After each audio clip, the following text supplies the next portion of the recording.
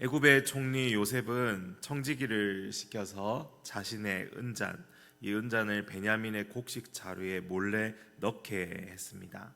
아무것도 모르는 형제들은 그 잔치를 잘 대접받고 이제 모든 일이 잘 풀린 줄로 생각하고 집으로 돌아가는 중이었습니다. 아침이 되어 요셉은 자기 종들에게 그들을 추격해서 잡아오도록 시킵니다. 야곱의 11 아들들과 만나고 선을 악으로 갚느냐 하면서 총리가 쓰던 은잔, 점치는 데 쓰는 귀한 은잔이 사라졌고 너희가 가져갔다 하면서 그들의 짐을 뒤졌습니다. 결국 베냐민의 자루에서 은잔이 발견되었고 형제들은 갑자기 일어난 말도 안 되는 비극적인 일에 옷을 찢으며 다시 요셉에게로 돌아갑니다. 요셉을 만나고 이어지는 이 요셉의 추궁에 유다가 전면으로 나서게 됩니다. 그래서 44장 16절에서는 유다가 이렇게 말하죠. 우리가 내 주께 무슨 말을 하오리이까? 무슨 설명을 하오리이까? 우리가 어떻게 우리의 정직함을 나타내리이까? 하나님이 종들의 죄악을 찾아내셨으니 우리와 이 잔이 발견된 자가 다 내 주의 노예가 되겠나이다. 그들이 앞서 말했던 그러한 이제 말 때문에 이 말이 지금 이어지고 있는 것이죠. 또 오늘 본문 33절에서는 이렇게 이어서 이야기합니다. 이제 주의 종으로 그 아이를 대신하여 머물러 있어 내 주의 종이 되게 하시고 그 아이는 그의 형제들과 함께 올려 보내소서. 결국 유다 홀로 스스로 자신이 베냐민 대신에 요셉의 종이 되기를 자처하며 나서는 것입니다. 자신이 모든 책임을 홀로 감당하려 했던 것이죠. 한편으로 요셉이 이렇게까지 베냐민을 잡아두려고 했던 이유가 무엇이었을까 또 생각해 보게 됩니다. 아버지에게 가장 사랑받는 아들 베냐민에 대한 이 형들의 태도가 어떻게 이제 이 형들이 어떤 마음을 가지고 있는지 그 저변을 알고 싶었기 때문에 지금 이러한 덫과 함정을 팠던 것일 것입니다. 예전의 형들이라면 요셉을 팔아넘겼던 그 형들이라면 지금 이렇게 일어나는 일은 자신들과 전혀 상관없는 일이고 아버지에게 가장 사랑받는 아들이 없어져야 자신들이 누릴 수 있는 것들이 더 많아질 것이라고 그렇게 생각하고 있지는 않을까. 그래서 그들은 베냐민을 요셉의 종으로 던져놓고 집으로 돌아가는 선택을 할지 그것을 이제 확인하기 위해서 덫을 놓고 술수를 부려서 그들로 이 함정에 빠뜨렸던 것이죠. 그래서 16절에 유다가 모두 요셉의 종이 되겠다고 했지만 17절에 요셉은 잔이 그 손에서 발견된 자만이 종이 되고 나머지는 돌아가라고 했던 이유일 것입니다. 오로지 베냐민만 공경에 빠뜨리고자 했던 것이죠. 44장 2절에 보면 요셉이 다른 모든 형제들에게도 사실 양식값에 그 돈을 도로 넣어놨기 때문에 그것까지 요셉이 문제로 삼을 수도 있는 그런 상황입니다. 그렇게 되면 모든 형제들이 요셉의 종이 되는 것은 또 시간 문제일 것입니다.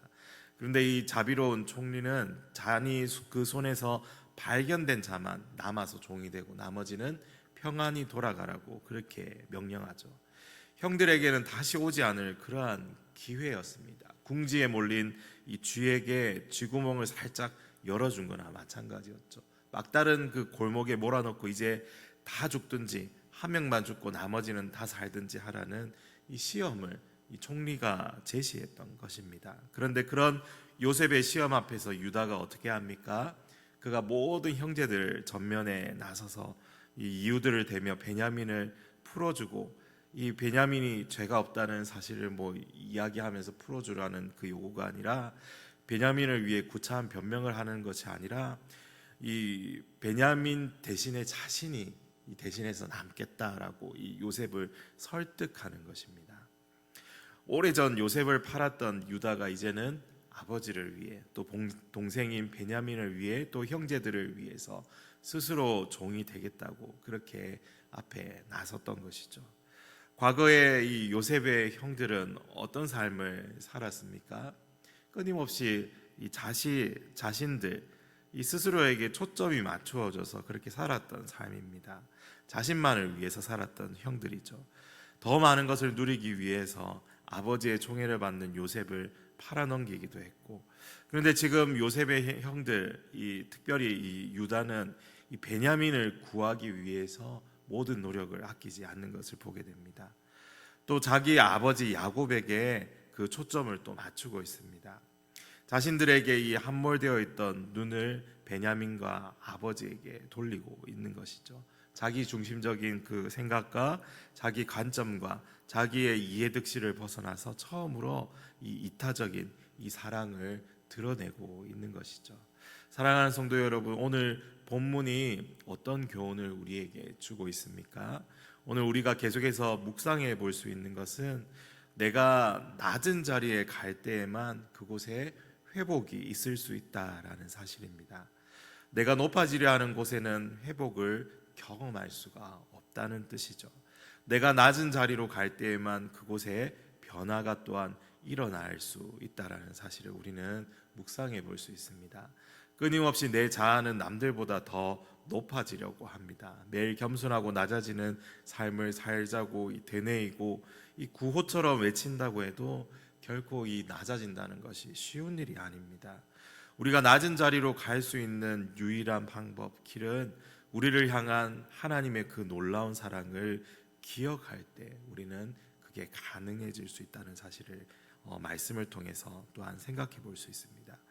우리 아버지 되신 하나님께서 우리에게 그 보여주신 사랑을 기억할 때 그것이 가능하다는 사실이죠. 요한일서 4장 10절 말씀에 사랑은 여기 있으니 우리가 하나님을 사랑한 것이 아니요 하나님이 우리를 사랑하사 우리 죄를 속하기 위하여 화목제물로 그 아들을 보내셨습니다. 하나님께서는 아무런 죄도 없는 사랑하는 독생자를 저와 여러분을 위해 죽음에 내어주셨습니다. 왜 그렇습니까? 저와 여러분을 살리시고 더 이상 죄의 노예가 아니라 하나님의 자녀로 삼아주시기 위해서입니다. 사랑하는 그 아들이 낮은 자리에서 죄인들에 의해 십자가에서 죽는 것을 지켜봐야 했던 하나님 아버지의 그 마음이 어떠셨겠습니까?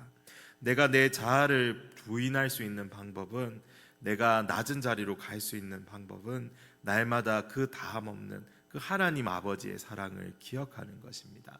그 사랑은 그저 감사, 감격이라는 말로 표현할 수 없는 아주 큰 사랑입니다. 그분의 낮아짐과 낮은 자리에서 베푸신 그 사랑은 우리로 하여금 우리도 낮은 자리로 가게 하는 이 원동력이 될 수 있는 것이죠. 또 요한일서 4장 11절에 사랑하는 자들아 하나님이 이같이 우리를 사랑하셨은즉, 하나님이 이같이 우리를 사랑하셨은즉 우리도 서로 사랑하는 것이 마땅하도다. 성경은 우리가 이렇게 하나님이 우리를 이렇게 사랑하셨던 것처럼 우리도 이렇게 스스로 낮은 자리에서 사랑하고 희생하고 섬기는 것이 무엇이라고 말씀합니까? 마땅하다, 마땅하도다. 그것은 하나님의 사랑을 받은 자로서 당연한 일이라는 것입니다. 오늘 하루도 우리가 하나님의 사랑을 받은 하나님의 이 자녀로서 나의 낮아짐으로 누군가를 높여줄 수 있기를 간절히 소망합니다. 그래서 내 것을 위해 잡으려고 움키는 인생이 아니라 하나님의 사랑을 흘려보내는 그 통로로 쓰임받는 우리 모두가 되기를 소망합니다. 예전에 어느 추운 겨울에 한 여고생이 자신의 삶을 비관하고 다리 위에서 강물로 뛰어내렸다고 합니다. 그런데 그 자리를 지나고 있던 한 군인이 사고 현장을 목격하고 한치의 고민도 없이 차가운 그 강물로 뛰어들었다고 합니다. 당시 영하의 날씨였는데 또 수심도 깊고 강물의 이 흐름도 빨랐던 탓에 아주 위험한 상황이었습니다. 그런데 그 군인은 막상 물에 들어가니 춥고 무서웠지만 이 여고생을 안전하게 데려오겠다는 그 일념 하나만으로 버텼다고 합니다. 구조하기 힘든 이 상황을 어떻게든 버티고 잘 견디고 있을 때 때마침 이 구조대가 도착해서 두 사람이 함께 구조되었습니다. 뉴스에서 눈에 띄는 한 문장이 있습니다. 그는 여고생을 최대한 차가운 물 밖에 있게 하려고 자신이 최대한 물 아래에 있었다고 합니다. 누군가의 삶을 위해 나의 삶을 손해봤다는 것이죠. 내가 손해볼 때 누군가를 살릴 수 있었던 것입니다.